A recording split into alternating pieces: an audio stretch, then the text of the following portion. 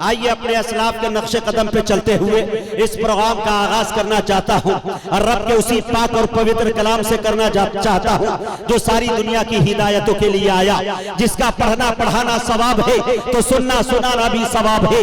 हद तो यह है कि कोई अनपढ़ कोई जाहिल अगर पाक और पवित्र होने के बाद गुस्ल करने के बाद रब के इस कलाम को अपनी निगाहों के सामने रखता है, हाथ में उठाता है और उस पर उंगलियां फेर कर कहता है कि रब का ये सच्चा कलाम है, इसका एक एक हर्फ सच्चा है, तो रब ताला उसे भी सवाब से नवाजता है। मेरे दोस्तों, मैं पूरे भारत में ये बात कहा करता हूँ, आज भी कहता हूँ कि आज के इस प्रोग्राम का आगाज राम राम से नहीं होगा, ओम नमः शिवाय से नहीं होगा, वेद अथर्ववेद के इबादतों से नहीं होगा, रामायण और गीता की इबादतों से नहीं होगा, तुलसीदास कबीरदास गुरु नानक के बोल से नहीं होगा, बल्कि होगा तो शहनशाहों के शहनशाह के कलाम से होगा, आलमीन के रब्बुल आलमीन के कौल से होगा और ऐसे तोहफे खुदाबंदी से होगा कि जिसने करोड़ों इंसान को दीनों दुनिया की लाजवाब नेमतों से नवाजा है। जिस कलाम को सुनकर मुस्लिम तो क्या, यूरोपियन मौरखीन, अंग्रेज मौरखीन, हिंदू मौरखीन, ईसाई मौरखीन हैरान और शस्तर है, जिसके अजाज सुखन ने सुखनदानों के तख्लीकात को झंझोड़ कर रख दिया है। इस कलाम के अंदर वो मकनातीसी कैफियत है जो दिलों को खींचती है, वो राग है जो अंदर के तारीकियों को मनव्वर कर देती है, अरे वो नगमा है जिसे सुनकर शजर हजर भी झूमने लगते हैं, वो जादू है जो दिलो दिमाग का काया पलट देता है। मेरे दोस्तों, यही वो मुकद्दस कलाम है जिसको मिटाने के लिए दुनिया ने न जाने कैसी नापाक साजिशें रचाई। कभी उलमाए किराम को सूली पे चढ़ाया गया, हुफ्फाज़े किराम को तोप का निशाना बनाया गया। बात यही खत्म नहीं होती, बल्कि कहीं 40,000 कुरान के नुस्खे जला दिए गए ताकि कुरान करीम का वजूद दुनिया से खत्म हो जाए। लेकिन उन्हें अहमक, बेवकूफ, नादान को यह खबर नहीं, जिसको खुदा रखे कोई माई का लाल चख नहीं सकता। किसी शायर दोस्त ने बड़े सलीके से एक शेर कहा कि दिया रोशन हुआ गारे हिरा से उनकी अजमत का, दिया रोशन हुआ गारे हिरा से उनकी अजमत का, ये मेहराम हरम और अर्श के सीनों पे लिखा है। सियासी नफरतों की आग इनको क्या बुझाएगी, ये कुरान कागजों पे नहीं सीनों पे लिखा है।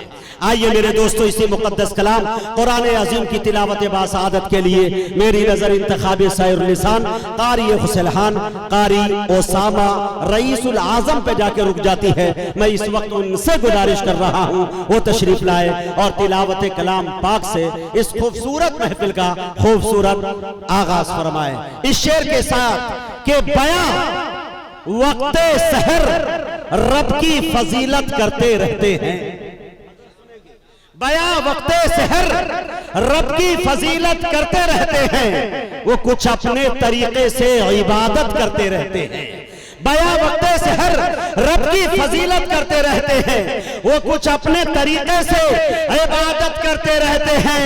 हमारे वास्ते कुरान उतरा, हम नहीं पढ़ते, परिंदे रोज कुरान की तिलावत करते रहते हैं।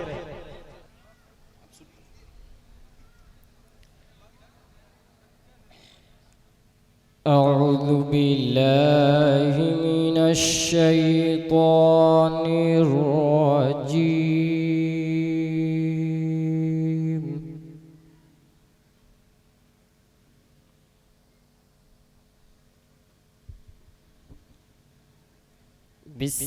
बिस्मिल्लाहिर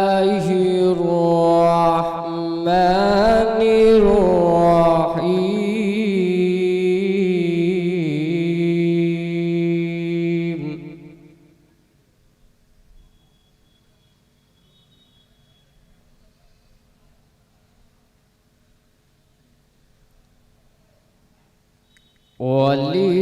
वलिल्लाहि मुल्कुस समावाति वल अर्द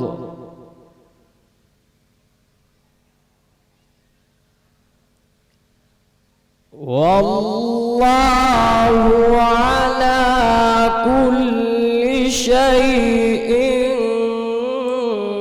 क़दीर।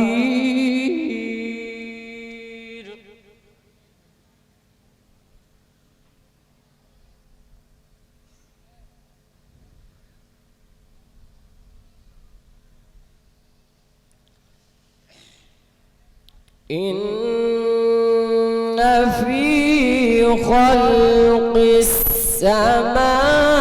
السماوات والأرض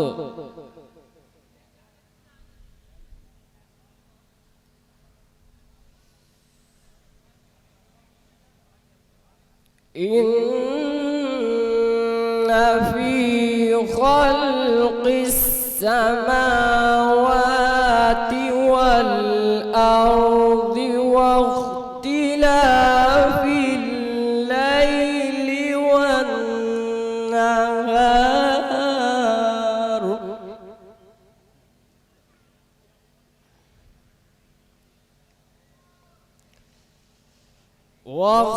واختلاف الليل والنهار لآيات لأولي الألباب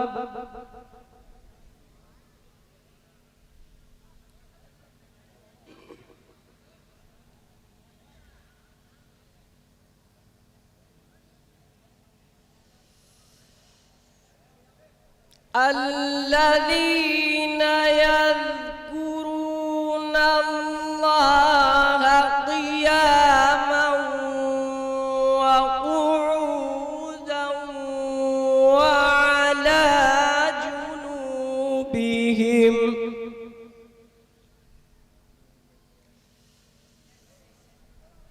وعلى جنوبهم ويتفكرون في خلق السماوات والأرض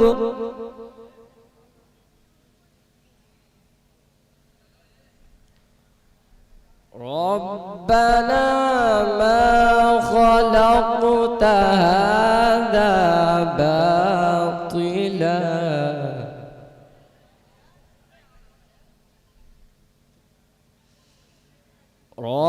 ربنا ما خلقت هذا باطلا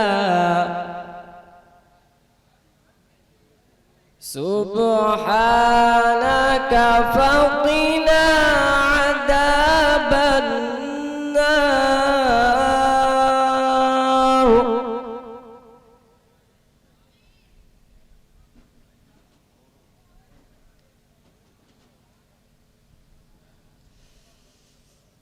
ربنا إنك من تدخل النار فقد أخزيته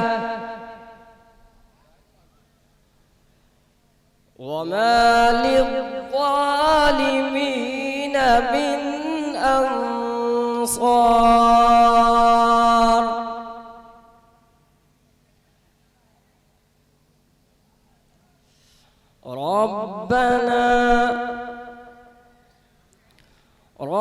ربنا إننا سمعنا مناديا ينادي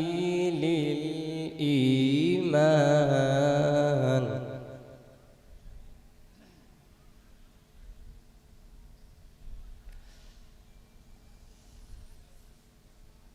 ربنا إننا سمعنا مناديا ينادي للإيمان أن آمنوا بربكم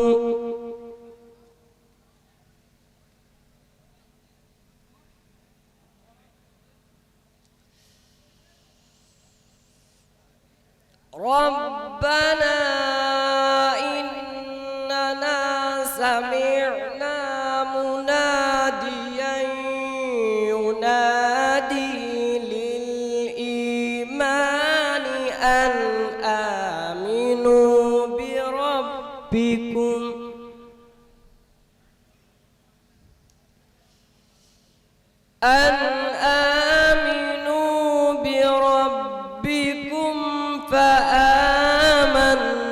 فآمنا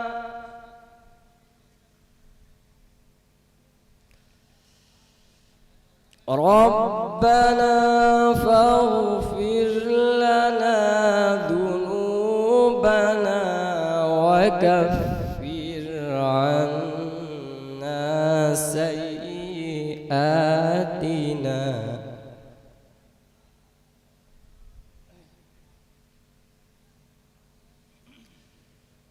ربنا فاغفر لنا ذنوبنا وكفر عنا سيئاتنا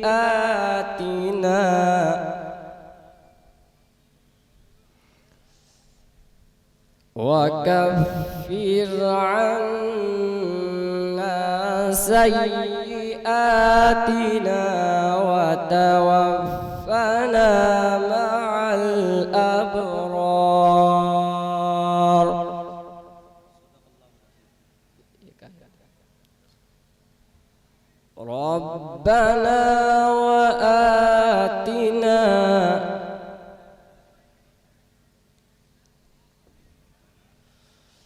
ربنا وآتنا ما وعدتنا على رسلك ولا تخزنا يوم القيامة إنك لا تخلف الميعاد صدق الله العظيم